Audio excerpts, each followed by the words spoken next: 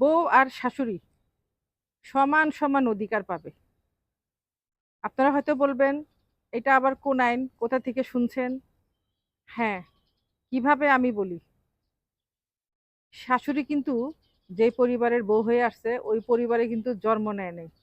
উনিও কিন্তু একজন ছেলের বউ হয়ে ওই পরিবারে আসছে। ওনার যেরকম অধিকার, আর এখন যে ওনার ছেলের বউটা ওনার ছেলেকে বিয়ে করে ওনার পরিবারে আসছে, সমান কিন্তু। উনি যেরকম আসছে বাহির থেকে, ছেলের বউ কিন্তু বাহির থেকে আসছে।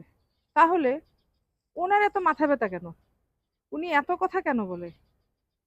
হ্যাঁ, ঘরের বউকে উনি বলে কাজ করবা ঠিক মতো, নিজের ঘরের মতো কাজ করবা। আর ঘরের বউরা যখন, ছেলের বউরা যখন আবদার করে, তখন বলে ভুলে যায়ও না এটা তোমার শ্বশুর বাড়ি, বাপের বাড়ি না। বউয়ের যদি শ্বশুর বাড়ি হয় তো ওনার কিসের বাড়ি? ওনারও তো শ্বশুর বাড়ি। বউয়ের যদি স্বামীর বাড়ি হয় তো ওনারও তো স্বামীর বাড়ি। ওনার যেমন অধিকার ছিল আগে, অধিকার যেমন আছে, ঘরের বউটারও মানে ছেলের বউটারও সেই অধিকার আছে।